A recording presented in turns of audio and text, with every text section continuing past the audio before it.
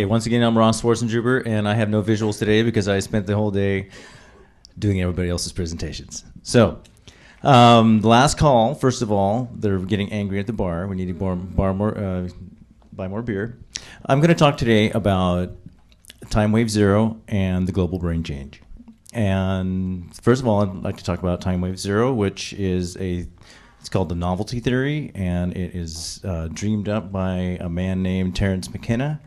He was born, he thought about this in the early 90s and postulated this around, and is pretty much known as a hallucinogenic-inspired druggie who brought this back from his trips. So what he did was he took the I Ching, which is a Chinese divination system developed by Confucius, and he lined up all the King Wen version of the I Ching and devised this mathematical algorithm from the matching hexagrams. And what happened with this mathematical equation is it turned into what would be known as a fractal.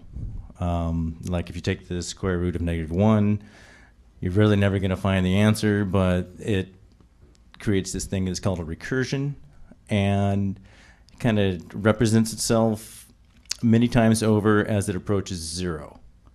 And he devised this equation, and originally it came down to about 2011, but then he tapped into the Mayan calendar, which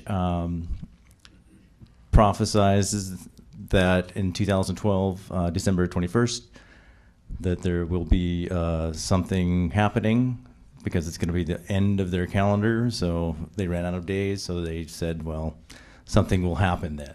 And Terence McKenna said, okay, something's going to happen then. And what the novelty theory is that each small piece of this recursion, this mathematical equation, is representative of larger pieces of time.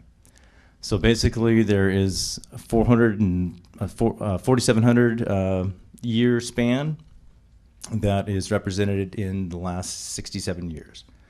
And as this equation, the graph for it, comes down and approaches zero, which is the 2012 date, the more increases, more decreases is more novelty happens, or more creativity.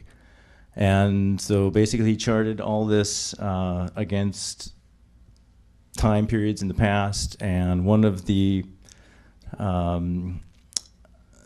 examples he gave was Egypt being in its height at the same time as World War II happened, and there was some relation between the sun god and imperialism and Rome.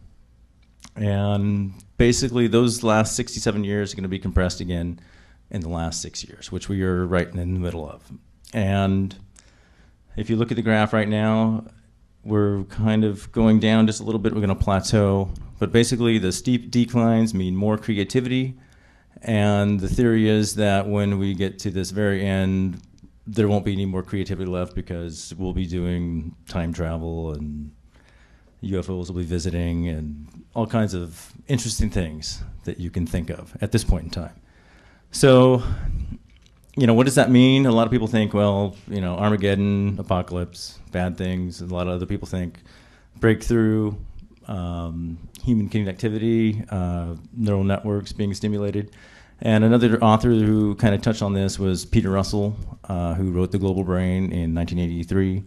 And basically it's the matchup of neural networks to connections between humans and the communications that we use. And basically that is the internet at this point in time.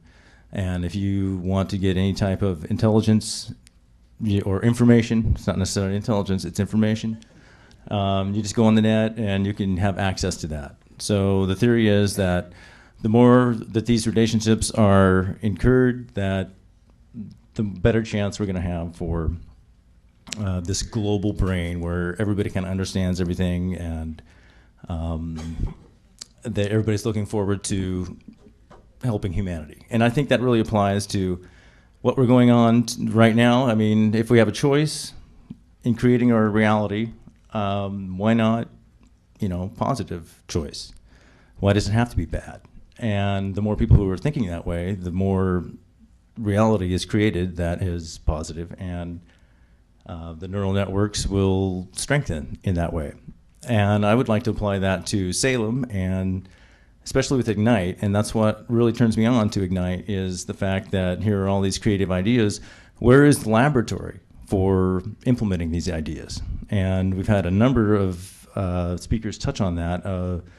The better city, Salem is built for being an Ignite laboratory. And I guess that's my whole pitch tonight, and my sales is saying that let's try out all these ideas right here in Salem, because it's a chance that we have. If we're at a stage where we need a little more development, and if we all get together, we can create these ideas and use the internet. And we're broadcasting live over the internet and say, all right, send us your ideas, we'll try them out here.